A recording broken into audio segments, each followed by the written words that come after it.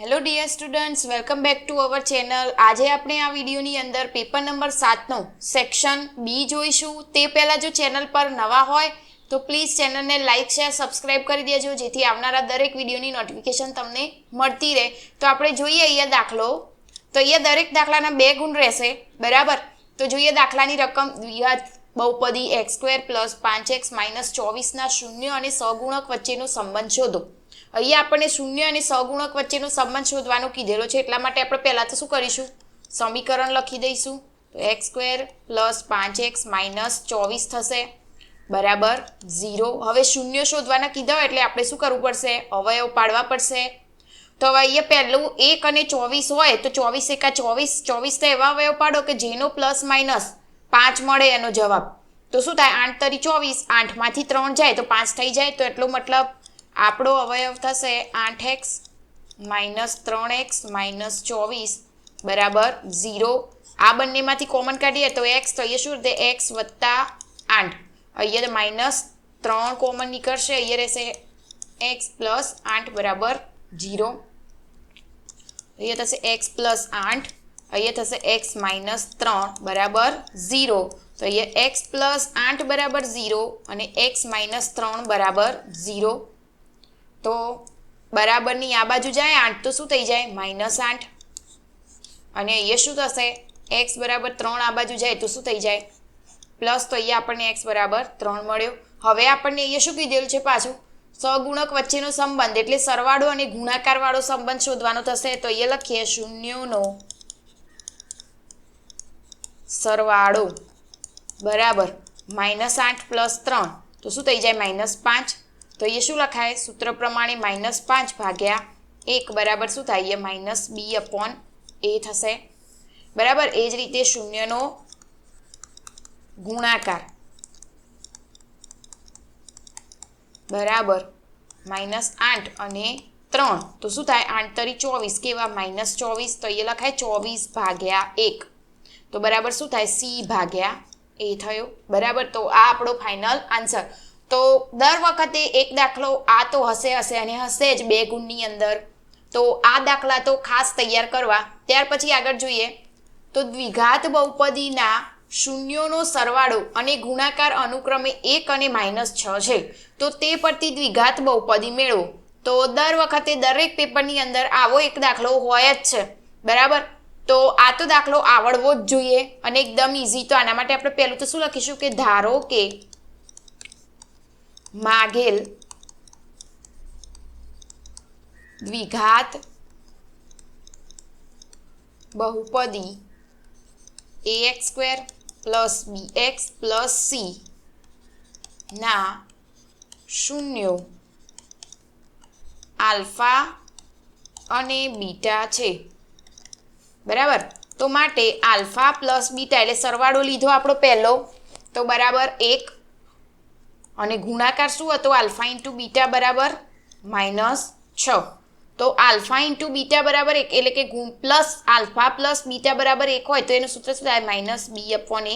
તો બરાબર 1/1 અને આલ્ફા × બીટા હોય તો c/a તો બરાબર -6/a થશે. તો આના પરથી આપણે જોઈએ તો b બરાબર શું મળ્યું, -1, a બરાબર 1 અને c બરાબર -6. તો આ પરથી દ્વિઘાત માટે દ્વિઘાત બહુપદી x² - x - 6 છે, બરાબર. આટલા દાખલાના 2 ગુણ હોય તો આવડવો જ જોઈએ, બરાબર. ત્યાર પછી નેક્સ્ટ જોઈએ, જો દ્વિઘાત સમીકરણ x² + 3 કૌંસમાં k + 2 કૌંસ બાર x - 9 બરાબર 0 નું એક બીજ -3 હોય તો k શોધો. આ દાખલામાં ધ્યાન આપજો, છે એકદમ ઇઝી, પણ જોઈને અમુક સ્ટુડન્ટ્સ એવા હશે કે છોડી દેશે, બરાબર. તો જોઈએ તો અહીંયા લખીએ આપણે પહેલું તો કે સમીકરણનું એક બીજ આપણને આપેલું છે, એક બીજ -3 છે, એટલે કે આપણે x બરાબર -3 લખી શકીએ, બરાબર. હવે આપણે સમીકરણ લખી દઈએ તો x² + 3 કૌંસમાં k + 2 x - 9 બરાબર 0. તો અહીંયા આપણને જ્યાં એક્સ દેખાય તે આપણે શું લઈશું? -3. તો માટે -3² +3 કૌંસમાં k + 2 અહીંયા એક્સ હોય તો -2 -9 બરાબર 0. તો 3નો વર્ગ શું થશે? 9 - પ્લસ થઈ જાય એટલે 9. પછી અહીંયા શું થશે? તો જોઈએ તો સોરી અહીંયા 3 લખવાનું તો 2 લખીને અહીંયા શું કરીશું? પહેલું તો 3 ને અંદર ગુણીએ તો અહીંયા શું થઈ જાય? તો 3 તરી 9 બરાબર બરાબર, અને 9 ને અંદર કૌંસ વડે ગુણીએ તો અહીંયા શું થાય? -9k અને 9 દુ 18 કેવા? માઇનસ. અહીંયા -9 તો એમના એમ બરાબર 0 બરાબર. હવે જોઈએ તો અહીંયા +9 -9 સીધા કટ થઈ જાય તો અહીંયા શું રહે? તો અહીંયા રહ્યું -9k -18 બરાબર 0. તો આપણે શું કરીશું? 9k અને બરાબર 18, તો 9k ને બરાબરની આગળ લઈ જઈએ અથવા તો 9k આગળ હોય અને 18 પાછળ જાય તો શું થઈ જાય? પ્લસ થઈ જાય. તો k બરાબર અહીંયા શું થયું? 18 - 9k, તો 9 દુ 18, તો k બરાબર શું આવ્યું? -2. તો આપણો જવાબ થશે -2. એકદમ ઇઝી દાખલો છે બરાબર. તો આવો દાખલો આવે તો એકવાર બરાબર ધ્યાન આપીને ગણવું જેથી ભૂલ થાય નહીં. ત્યાર પછી નેક્સ્ટ જોઈએ તો સમાંતર શ્રેણી 5, 11, 17નું 101મું પદ શોધો. આ તો એકદમ ઇઝી દાખલો. તો જોઈએ પહેલું તો a બરાબર કેટલા? તો 5. a બરાબર -5, કારણ કે આપણે બાદબાકી નહીં કરવાનું થશે. d બરાબર 1 મિનિટ સોરી +5 જ થશે. પછી d બરાબર શું થાય? તો 11 - 5 તો શું થાય? 6. અને n બરાબર 101. હવે સૂત્ર કયું આવશે? an બરાબર a પ્લસ કૌંસમાં n - 1 d. તો a 101 બરાબર a એટલે કેટલા? 5 પ્લસ n એટલે 101 - 1 અને d એટલે કેટલા? 6. તો 5 પ્લસ 101 માંથી 1 બાદ કરીએ તો કેટલા રહે? 100 રહેશે. અને આ 6 એમના એમ 6 5 પ્લસ 100 ગુણ્યા 6 એટલે કેટલા થાય? 600. તો 600માં 5 ઉમેરીએ તો શું થઈ જાય? 605. તો 101મું પદ કયું હશે? તો 605 હશે બરાબર છે. એકદમ ઇઝી દાખલો બરાબર. ત્યાર પછી નેક્સ્ટ જોઈએ તો સમાંતર શ્રેણીનું પ્રથમ પદ -5 અને સામાન્ય તફાવત d 2 હોય તો d એટલે 2 હોય તો પ્રથમ 6 પદનો સરવાળો શોધો. તો અહીં આપણે લખીએ તો a બરાબર -5, આપણને d આપી દીધેલો છે 2 અને n બરાબર 6, કારણ કે 6 પદ શોધવાના હોય અને સરવાળો કીધો હોય તો આપણું સૂત્ર કયું આવશે? Sn વાળું. Sn બરાબર n/2 કૌંસમાં 2a પ્લસ n - 1 d. તો S6 એટલે 6/2 કૌંસમાં 2 કૌંસમાં a એટલે -5 પ્લસ n એટલે કેટલા? તો 6 - 1 અને d એટલે 2 બરાબર. તો એ કેટલા રહેશે? 3 કૌંસમાં 5 દુ 10 કેવા? -10. અહીંયા જોઈએ તો 6 માંથી 1 જાય એટલે કેટલા રહે? 5 અને 5 દુ 10 કેવા? +10. તો અહીંયા શું આવશે? 3 કૌંસમાં શું થઈ જાય? એ તો પ્લસ માઇનસ એટલે 10 માંથી 10 જાય તો 0 અને 3 ગુણ્યા 10 એટલે શું થઈ જાય? 0. તો S6 એટલે કે 6 પદોનો જે સરવાળો હોય એ લખીએ કે શ્રેણીના 6 પદોનો સરવાળો કેટલો થાય? તો 0 થાય બરાબર. તો આપણો આ જવાબ અહીંયા પૂરો. ત્યાર પછી નેક્સ્ટ જોઈએ. આઈ હોપ કે બધાને આ દાખલાની અંદર ખબર પડી હશે. છે એકદમ ઇઝી દાખલા બરાબર. ખાસ ધ્યાન આપજો. 2 ગુણના દાખલાની અંદર જેટલા માર્ક્સ લાવી શકો, જો લાવશો તો પેપરની અંદર જે તમારું 80 ગુણનું પેપર હશે એમાંથી સારા એવા માર્ક્સ મેળવી શકશો બરાબર. ત્યાર પછી નેક્સ્ટ દાખલો જોઈએ તો એ શું આપેલું છે આપણને? બિંદુ x y અને બિંદુઓ 3, 6 અને -3 અને 4 થી સમાન અંતરે હોય તો x અને y વચ્ચેનો સંબંધ શોધો. આ પણ ઘણા દાખલાની અંદર પૂછાયેલો દાખલો છે. બરાબર, તો એ લખીશું આપણે કે ધારો કે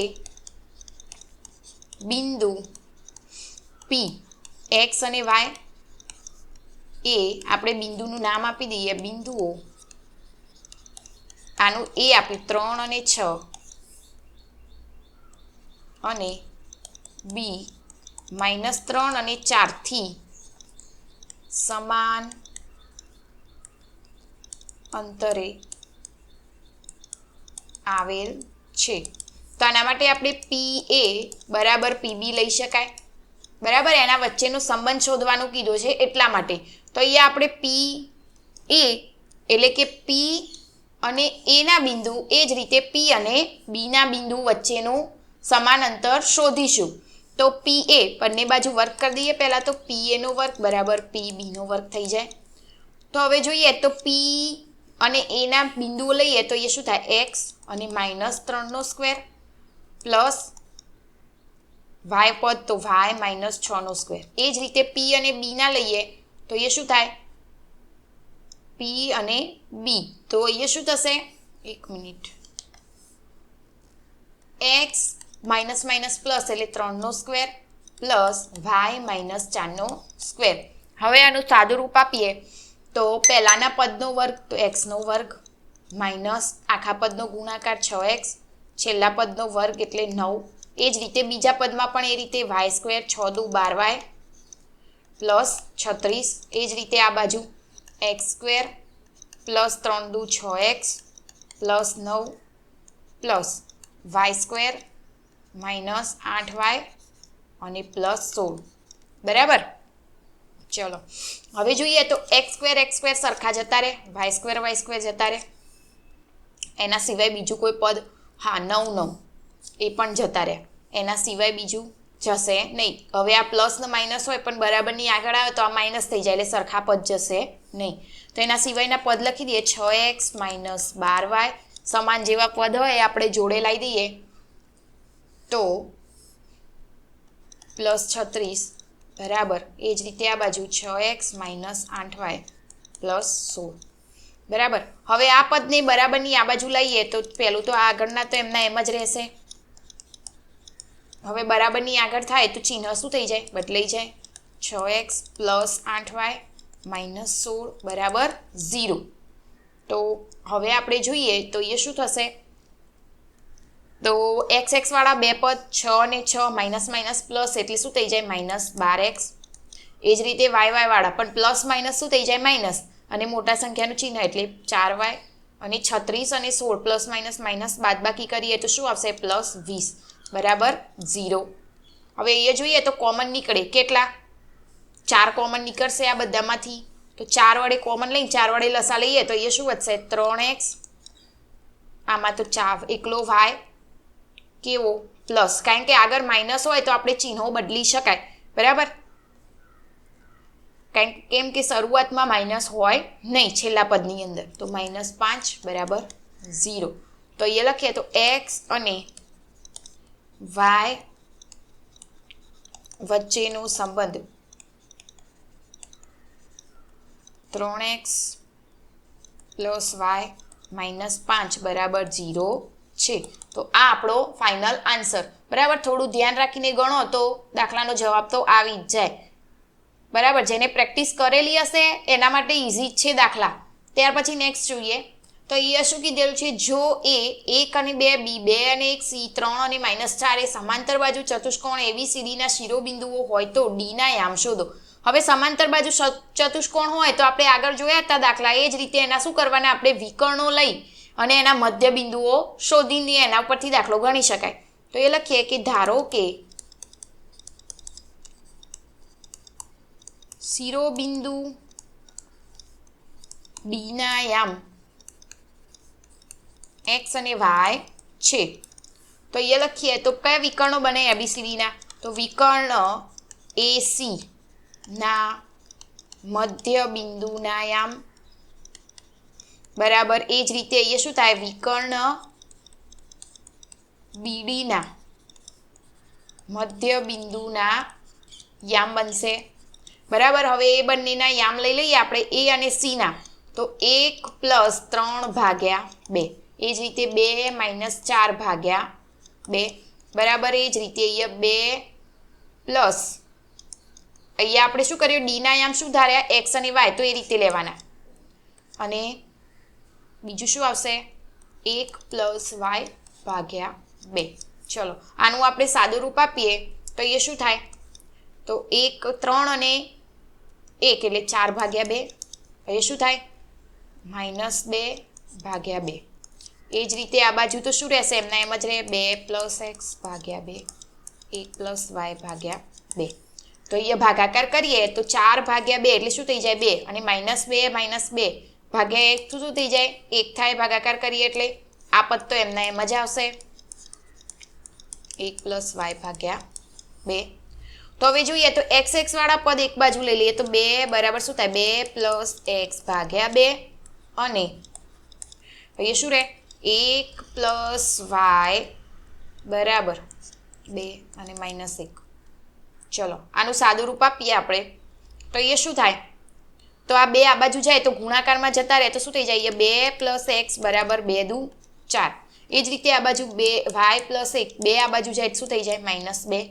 આને સાદું રૂપ આપીએ આપણે તો x બરાબર 4, 2 આ બાજુ જાય તો માઇનસ થઈ જાય તો x બરાબર 2 મળશે.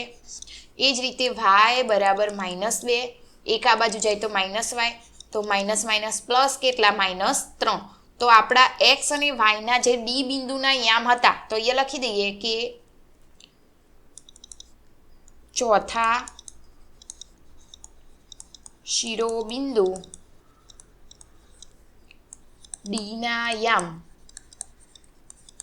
x ને y બરાબર શું થાય, 2 અને -3. બરાબર. તો આ આપણો ફાઇનલ આન્સર. ત્યાર પછી નેક્સ્ટ જોઈએ તો એ શું કીધેલું છે, જો કોસેક થીટા બરાબર 13/5 હોય તો ટેન થીટા અને કોસ થીટા શોધો.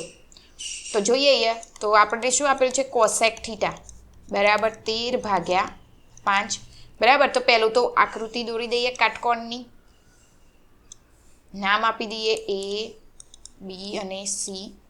કાટખૂણો અહીંયા એ ખૂણો થીટા લઈશું. બરાબર.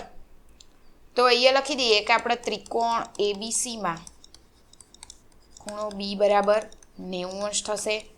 તો કોસેક થીટા બરાબર શું થાય, AC ભાગ્યા શું થશે, BC, એટલે કે કર્ણ ભાગ્યા સામેની બાજુ. તો 13 ભાગ્યા શું થઈ જાય, 5 તો આપણને આપેલા જ છે. બરાબર. તો અહીંયા જોઈએ તો AC બરાબર 13, પછી BC બરાબર 5. તો આપણે AB શોધવાનો થાય તો શાના ઉપરથી શોધી શકાય, પાયથાગોરસ પ્રમેય પરથી. બરાબર. તો એ લખી દઈએ, પાયથાગોરસ પ્રમેય મુજબ શું લખીશું, તો AB² બરાબર AC² - BC². તો AB તો આપણે શોધવાના થશે, AC કેટલા, 13² - BC એટલે 5². તો એ શું થાય, 13 કેટલા, 13 નો વર્ગ 169, 5 નો વર્ગ 25. બંનેની બાદબાકી કરીએ તો આપણને શું મળશે, 144. તો 144 શાનો વર્ગ થાય, તો 12 નો વર્ગ થાય. આ AB નો વર્ગ. તો AB બરાબર શું મળ્યું આપણને, 12 મળ્યા. બરાબર. તો એના પરથી આપણે શું શોધવાનું, ટેન થીટા અને કોસ થીટા. તો અહીંયા આપણે લખી શકીએ કે ટેન થીટા બરાબર BC ભાગ્યા થશે AB. તો એના માટે થશે 5 ભાગ્યા AB એટલે 12. એ જ રીતે કોસ થીટા બરાબર AB ભાગ્યા AC થશે. સૂત્ર આવડવું ખાસ જરૂરી છે. બરાબર. તો 12/13. સૂત્ર આવડતું હશે તો દાખલા ગણી શકશો. તો ખાસ સૂત્ર તૈયાર કરજો. ત્યાર પછી નેક્સ્ટ જોઈએ, કિંમત શોધો. ચલો આની કિંમત શોધવાની. હવે આના માટે પણ જો તમને કોષ્ટકવાળી કિંમતો આવડતી હશે તો કોઈ પણ દાખલો હશે તમે ઇઝી રીતે ગણી શકશો. બાકી જો નહીં આવડતો હોય તો તમે આના 2 માર્ક્સ લાવી શકશો નહીં. હવે જોઈએ તો 2 ગુણ્યા વર્ગમૂળમાં tan 60નું કિંમત શું થાય, તો વર્ગમૂળમાં 3. બરાબર. આ 1 પ્લસ tan² 60ની એટલે કે 60ની કિંમત કેટલી થાય, પણ વર્ગમૂળમાં 3 એનો સ્ક્વેર થઈ જાય. એટલે એ શું થાય, 2 ગુણ્યા વર્ગમૂળમાં 3 અને વર્ગમૂળમાં 3ની તો કિંમત એટલે વર્ગમૂળ હોય અને એનું પાછું વર્ગ હોય, શું થાય? વર્ગમૂળ નીકળી જાય એટલે 3 એમના એમ. તો એ શું થયું? 2 ગુણ્યા વર્ગમૂળમાં 3 ભાગ્યા 2 ને 4. તો અહીંયા છેદ ઉડાડી શકાય, 2 દુ 4. તો એ શું થયું? વર્ગમૂળમાં 3 ભાગ્યા 2. તો આ આપણો જવાબ છે. એકદમ ઇઝી. 2 થી 3 સ્ટેપનો દાખલો અને 2 ગુણ પૂરેપૂરા મળી જાય. બરાબર. ત્યાર પછી નેક્સ્ટ જોઈએ. તો અહીંયા શું કીધેલું છે? એક પતંગ જમીનથી 60 મીટર ઊંચાઈ પર ઉડી રહેલ છે. આ પતંગની દોરીનો એક ક્ષણભર છેડો ક્ષણભર માટે જમીન પરના એક બિંદુ સાથે બાંધેલ છે. આ સ્થિતિમાં દોરીની જમીન સાથે ખૂણો 60 અંશનો છે. જો દોરીમાં કોઈ ઢીલ નથી એવું માની લેવામાં આવે તો દોરીની લંબાઈ શોધો. તો અહીંયા આપણને શું કરવું પડશે? તો આકૃતિ દોરીએ તો અહીંયા પતંગ હોય, બરાબર, આ રીતે જમીન સાથે હોય. તો અહીંયા ખૂણો 1 બનાવશે. અહીંયા પતંગનો પી આપી દઈએ આપણે, અહીંયા ખૂણો ક્યુ અને આ આર. તો ચલો અહીંયા ક્યુ ખૂણો તો અહીંયા આ પતંગ. હવે દોરી આ રીતે હોય, નીચેથી કોઈ છેડેથી બાંધેલી હોય તો અહીંયા 60 અંશનો ખૂણો બનાવે છે. તો અહીંયા આપણે આનું નામ આપી દઈએ દોરી. અને આ 60 મીટર ઊંચાઈએ છે, બરાબર. તો એના માટે અહીંયા શું ત્રિકોણ બનશે? ત્રિકોણ પી ક્યુ આરમાં પહેલું તો ખૂણો ક્યુ બરાબર શું થાય? 90 અંશ. પછી ખૂણો આર બરાબર 60 અંશ થશે, બરાબર. અને પી ક્યુ બરાબર શું થાય? 60 મીટર. તો આના પરથી સાઇન આર, તો સામેની બાજુ ભાગ્યા કર્ણ થશે. તો સામેની બાજુ, ખૂણાની સામેની બાજુ પી ક્યુ ભાગ્યા કર્ણ એટલે પી આર. તો સાઇન આપણને આની કિંમત, તો આપણને આનો ખૂણો આપેલો છે કેટલો? 60 અંશ, બરાબર. પી ક્યુ બરાબર 60 ભાગ્યા પી આર શોધીએ તો સાઇન 60ની કિંમત કેટલી? તો વર્ગમૂળમાં 3 ભાગ્યા 2. 60 ભાગ્યા પી આર. ચોકડી ગુણાકાર કરીએ તો પી આર બરાબર 60 ગુણ્યા 2 ભાગ્યા વર્ગમૂળમાં 3. તો એ શું થાય? 120 ભાગ્યા વર્ગમૂળમાં 3 થાય. આને આપણે અલગ રીતે લખી શકીએ. કઈ રીતે? 4 તરી 12, અથવા તો આ રીતે પણ લખી શકાય, 40 વર્ગમૂળમાં 3 મીટર. કઈ રીતે? તો 120ને છૂટા પાડી અને એના પરથી, એટલે કે 40 ગુણ્યા 30 કરીએ, બરાબર. તો એ પરથી આપણે આને અલગ કરી શકીએ. તો આ પરથી આ લખી શકાય, એટલે કે દોરીની લંબાઈ, આ પીઆર મળ્યો, પીઆર એટલે દોરીની લંબાઈ. તો એ લખી શકીએ કે આમ દોરીની લંબાઈ 40 વર્ગમૂળમાં 3 મીટર છે. આ આપણો ફાઇનલ આન્સર. ત્યાર પછી નેક્સ્ટ જોઈએ. તો એ શું આપેલ છે? 2 ગોળાના ઘનફળનો ગુણોત્તર 64:27 હોય તો તેમના ક્ષેત્રફળનો ગુણોત્તર શું થાય? આ દાખલો ઘણી વખતે પૂછાયેલો છે, બરાબર. તો ખાસ ધ્યાન આપજો. તો અહીંયા ગોળાના ક્ષેત્ર ઘનફળ લઈ લઈએ તો v1/v2 લઈ લીધા. એનું સૂત્ર લઈ લઈએ તો ગોળાનું ઘનફળનું સૂત્ર શું થાય? 4/3 પાઈ આર, બરાબર. તો અહીંયા આપણને ઘન, આનો નંબર આપી દીધો r1 અને અહીંયા આપીશું 4/3 પાઈ આર 2નો ઘન, બરાબર. અહીંયા આપણને એનું પ્રમાણ માપ આપેલું જ છે 64/27. ગુણોત્તર આપેલો જ છે, બરાબર.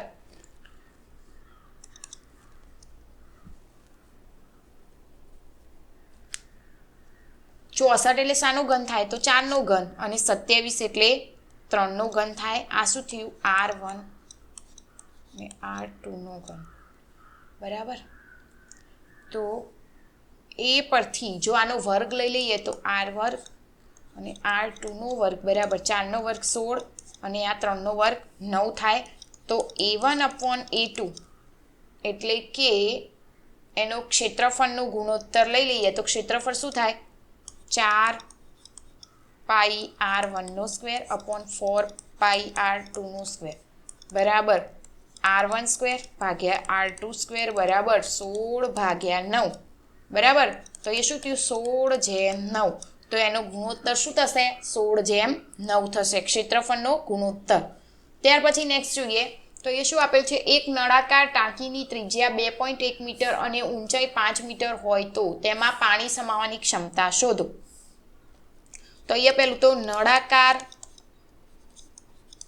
ટાંકીની ત્રિજ્યા r બરાબર શું આપેલું છે 2.1 મીટર.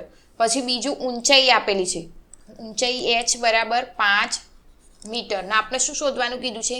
ક્ષમતા શોધવાની કીધેલી છે. તો એમાં શું આવશે? ક્ષમતા એટલે કોઈ પણ વસ્તુને જ્યારે ઘન પદાર્થની અંદર અથવા તો એ રીતે કંઈ ભરેલું બતાવતું હોય તો એનો આપણે ઘનફળ શોધવાનું થાય. બરાબર. તો અહીંયા જોઈએ તો નળાકાર ટાંકીનું ઘનફળ બરાબર પાઈ r સ્ક્વેર h. તો અહીંયા કિંમત મૂકી દે 22/7 ગુણ્યા r એટલે 2.1 ગુણ્યા 2.1 ગુણ્યા ત્રિજ્યા એટલે 5. ચલો તો આગળ જોઈએ તો 22/7 ગુણ્યા અહીંયા છેદ ઉડાડવામાં ઇઝી રહે એટલે નીચે 10 લખી શકાય પોઈન્ટ દૂર કરી અને ગુણ્યા 5. 5ના નીચે કંઈ ના હોય તો 1 લખી દેવાનું. તો અહીંયા છેદ ઉડાડી શકાય 7 તરી 21, 5 દુ 10, 11 દુ 22 થાય. ત્યાર પછી આગળ છેદ ઉડશે નહીં. તો આના બધાનો ગુણાકાર કરીએ તો આપણને મળશે 693 ભાગ્યા 10. તો અહીંયા શું થાય? 1 પોઈન્ટ દૂર કરીએ તો 69.3 મીટર ઘન. બરાબર. હવે અહીંયા આપણને શું કરેલું છે? ક્ષમતા શોધવાની કીધું. આ તો મીટર ઘન આવ્યો, આપણે લીટરમાં શોધવું પડશે. તો 1 મીટર ઘન બરાબર 1000 લીટર થાય.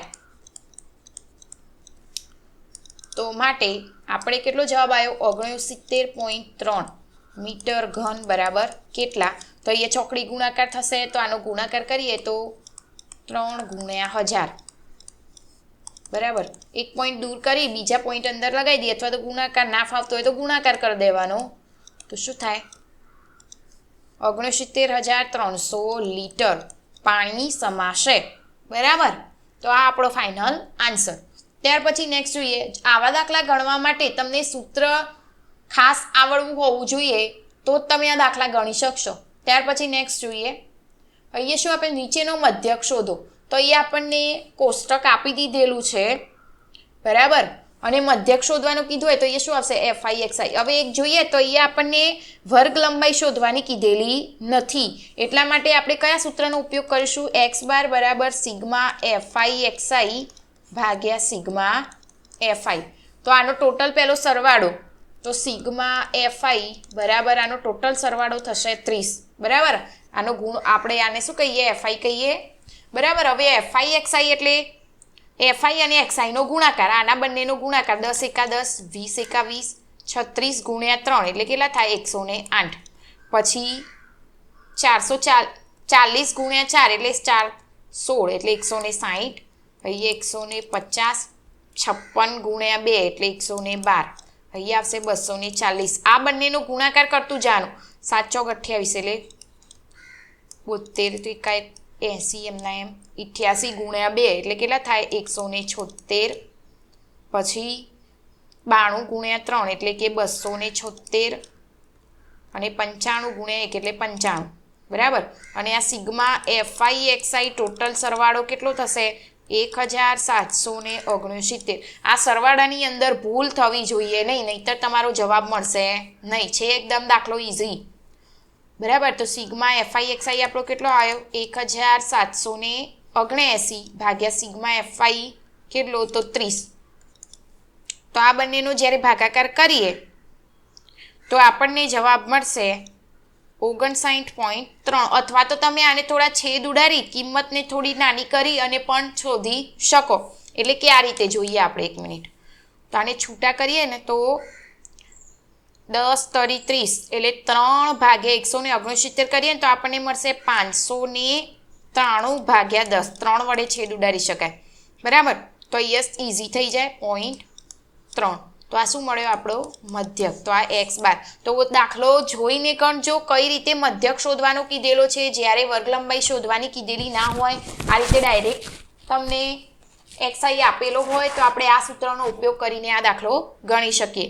તો હવે આપણે આગળના નેક્સ્ટ વિડીયોની અંદર સેક્શન સી સાથે મળીશું. ત્યાં સુધી જો આ ચેનલ પર નવા હોય તો પ્લીઝ ચેનલને લાઇક શેર અને સબસ્ક્રાઇબ કરી દેજો. સબસ્ક્રાઇબ કરવાનું ભૂલતા નહીં, જેથી આવનારા દરેક વિડીયોની નોટિફિકેશન તમને મળી રહે. ત્યાં સુધી તમે પ્રેક્ટિસ કરતા રહો.